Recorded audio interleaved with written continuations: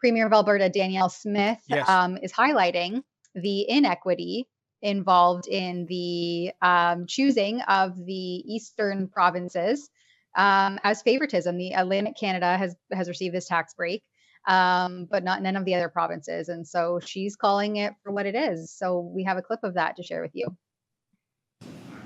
Well, you have a federal government that has consistently said that there's not going to be carve-outs. I mean, certainly that's what they've been telling my province, is we've been trying to address some of the issues that we have about some of the unfairness in other policies.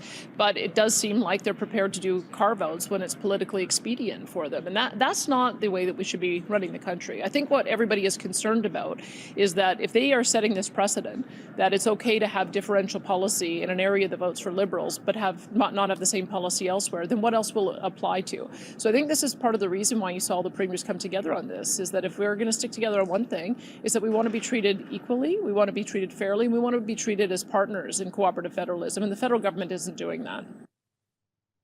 Oh, can you imagine, Tamara Ugolini, equality as opposed to equity, two totally different things. But no, clearly, there's two things going on here. One is that the Atlantic region is there's so many Liberal seats there. And out west, barely any. And you had, I can't remember his name, Tamara. Maybe you can come to my rescue. You actually had a Liberal MP with the utter audacity and chutzpah to say, well, you should vote for more Liberals in your neck of the woods, and then maybe, I'm paraphrasing here, maybe you'd get a bit of this carve out as well. Can you imagine being that blatant about the reason why there is this horrible discrimination between Canadians? There you go. Yeah, Vote Liberal comment by Cabinet Minister shows federal party's disdain for Alberta. Who is that person? I cannot read. And I don't remember the development minister. It was just there. What's that, Olivia? Sorry. Goody Hutchings. Oh, okay. Thank you, Tamara.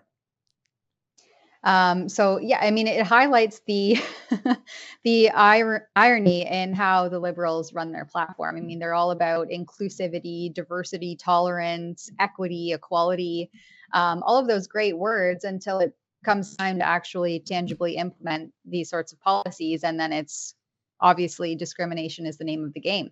And we saw that highlighted throughout the COVID pandemonium, wherein Prime Minister Blackface, as David Menzies would always say, campaigned on the wedge issue of your vaccine status and advocated to discriminate against Canadians who chose an alternative or a contrarian medical choice to what the state wanted of them.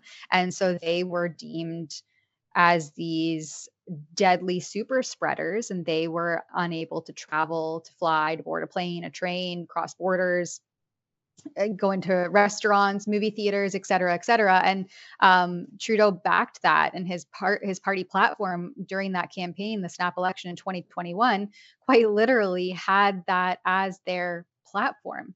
And so, you see that division and discrimination is the name of the game within the Liberal Party of Canada. And it's that double speak, that Orwellian double speak that seems to be, we're all about inclusivity, diversity, tolerance, and equity. And yet our actions, which will speak louder than our words, show the exact opposite. So you're seeing that again happening here in this unequal application of the carbon tax to the provinces and territories in favoritism of the provinces that are responsible for the election of this Liberal government. If Canadians can't see through this clearly, then I don't know what's going to break them out of this Liberal trance that some people seem to be engulfed in and under. And Tamara, it's a double whammy, isn't it? Not only do the vast majority of Canadians not get carbon tax relief, but let's not forget, going back several months, Blackface telling the heads of Japan and Germany that there was no business case. Imagine Blackface using the words business case, a guy who said the budget will balance itself. Clearly it isn't, but that just shows what a business case it would be to sell these two countries 2/3 of $1 trillion, that's right, trillion with a T, folks, $1 trillion of liquefied natural gas. No business case, but really it's more sanctimonious, woke, virtue signaling. Canada's going to save the planet. We don't like fossil fuels, so go pound sand. As if our coffers, Tamara, are overflowing with money, as if we don't have a deficit or a debt that is atrocious.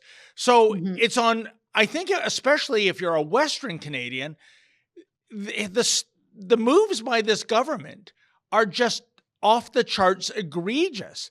You know, you are not getting the rebate and you are putting a jackboot on the industry that develops fossil fuels, which would benefit all Canadians, I should think.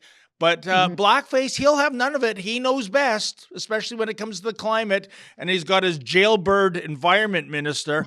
By the way, that I forgot, we can't call him environment minister. Isn't it environment and climate change minister? Didn't they add that in there too? And I'll just wrap up my rant by saying this, Tamara. 1 year and 11 months, potentially, we have to live through this. That to me is, I know time flies, especially as you get older, but almost 2 years until October 2025, when Blackface has to call a federal election. Tamara, are we going to survive that? And I'm not necessarily saying physically survive it, but it breaks my heart when I go down the street. I mean, I live in Richmond Hill. Let me tell you this. We moved there 25 years ago. I have seen businesses that were there before we were there, and these are like national franchises. Dairy Queen, Taco Bell, Kentucky Fried Chicken, shuttered. They're gone. Not even they could hang on thanks to this government's policies. How are we going to last almost 2 years, Tamara? Yeah, it's a great question, actually. When you said, how are we going to survive this? Literally in my mind, I'm thinking, remember the winter of death we were supposed to have? I think it was in 2021 or 2022. The winter of death? Whoever wasn't getting COVID-19 vaccinated, they were all allegedly going to die. Biden coined it the winter of death. Anyway, now I'm looking into this winter. And if we make it through another winter under the Liberals, I'm thinking there will be a winter of death because people won't be able to heat their homes and they're going to freeze to death. These policies are crazy. Hey, I got to tell you, I'm going on a cruise with a whole bunch of rebels. We're sailing out of Fort Lauderdale on March 23rd, 2024. That's not so far away, less than 6 months away. A gorgeous trip around the Caribbean. Holland America Line, boy, is that luxurious. And we're going to bring some of our favorite rebel talent. Sheila Gunn-Reid, David Menzies, and can you believe it? We're actually bringing Tamara Leach with us, and you are invited. That's rebelnewscruise.com.